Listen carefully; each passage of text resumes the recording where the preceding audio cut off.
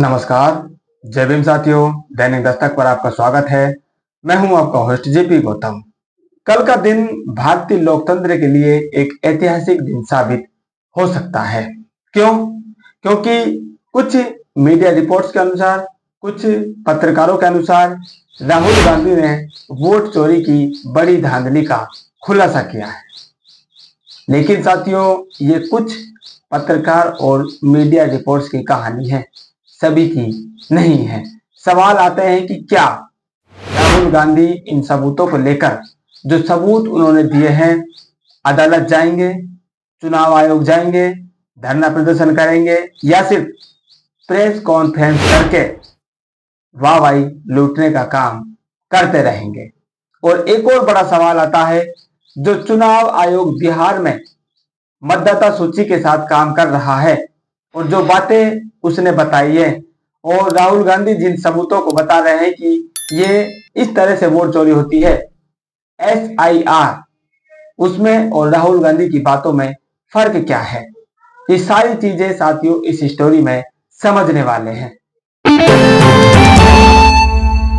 बिहार चुनाव से पहले इस देश में चुनाव आयोग, मतदाता सूची और चुनाव जो पूरी प्रणाली है, इसको लेकर बड़ी उठापटक चल रही है। एक तरफ चुनाव आयोग मतदाता सूची को दुरुस्त करने में व्यस्त है, वहीं दूसरी तरफ जो विपक्ष है वो उस मतदाता सूची पर सवाल उठाने में व्यस्त है। और इस देश की जो सबसे बड़ी विपक्ष पार्टी है, वो तो वोट चोरी की जो धांधली है, किस तरह से वोट चोरी करके उनको हराया गया है, से सबूत जनता के सामने प्रेस कॉन्फ्रेंस करती हुई नजर आ रही है। कल राहुल गांधी जो नेता प्रतिपक्ष है, उन्होंने साथियों 5 सबूत दिए हैं जिनसे वोट चोरी होना बताया गया है। वो कौन कौन से हैं आप खुद स्क्रीन पर देखिए। राहुल गांधी ने ही वो जो स्लाइड है, वो फोटो है, वो ग्राफिक्स है, तैयार किया है, ये आपकी स्क्रीन पर है। इसमें लिखे हैं वोट चोरी के 5 तरीके। कौन कौन से? डुप्लीकेट मतदाता, यानी कि एक ही मतदाता दूसरी जगह हो सकता है। फर्जी और अमान्य पते, यानी कि जो एड्रेस अवेलेबल नहीं है उस पर मतदाता का रजिस्ट्रेशन होना। एक पते पर थोक में मतदाता, यानी कि एक एड्रेस है और उस पर बहुत सारे जो वोटर्स हैं वो रजिस्टर्ड हैं। अमान्य तस्वीरें, धुंधली या जो तस्वीरों को पहचाना नहीं जा सकता ऐसी तस्वीरें लगाना। और फॉर्म 6 का दुरुपयोग। अच्छी तरह से आप गौर कर लीजिए, पढ़ लीजिए कौन कौन से वो तरीके बता रहे हैं जिनसे वो वोट चोरी बता रहे हैं। तो ये 5 तरीके राहुल गांधी ने बताए। डुप्लीकेट, यानी कि एक मतदाता का नाम 2 जगह पर हो जाना, 3 जगह पर हो जाना। फर्जी एड्रेस पर रजिस्ट्रेशन होना, और एक एड्रेस पर बहुत सारे मतदाता रजिस्टर्ड होना। उसके बाद वो कहते हैं फर्जी तस्वीरें, ये धुंधली तस्वीरें, ब्लर तस्वीरें या ऐसी तस्वीरें लगा देना जो पहचान में ना आए। और उसके बाद कहते हैं फॉर्म 6, जो मतदाता सूची में नाम जोड़ने का फॉर्म होता है, उसके साथ छेड़खानी या उसका दुरुपयोग करना। ये 5 तरीके वो बता रहे हैं कि जिनसे वोट चोरी होती है, और इन तरीकों से कांग्रेस को हराया जा रहा है। अब साथियों आपको बिहार की तरफ ले चलते हैं। राहुल गांधी की बात आपने सुन ली, 5 तरीके उन्होंने बता दिए। बिहार में चुनाव आयोग SIR, जिसको गहन मतदाता सूची पुनरीक्षण कार्यक्रम नाम दिया गया है, जिसके तहत जो 5 तरीके राहुल गांधी ने बताए हैं, लगभग इन्हीं तरीकों पर कार्रवाई चल रही है। डुप्लीकेट मतदाता ना होने चाहिए, जिनका एड्रेस ट्रांसफर हो गया है, वो यानी कि एक एड्रेस से दूसरे एड्रेस पर जा चुके हैं परमानेंटली, ऐसे वोटर्स को पकड़ना। उसके बाद जो मृत हैं, ऐसे वोटर्स को पकड़ना, और ऐसे वोटर्स जो उस जगह पर नहीं पाए गए, जो जगह या एड्रेस उन्होंने बताए, ऐसे वोटर्स को पकड़ना। ये साथियों SIR के तहत बिहार में मतदाता सूची को अपडेट करने के दौरान प्रक्रिया अपनाई जा रही है।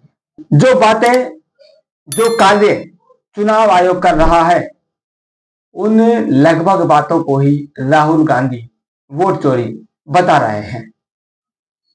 क्या एक प्रणाली में दोष हैं, उसमें कमियां हैं, उनको सुधारना चोरी होती है?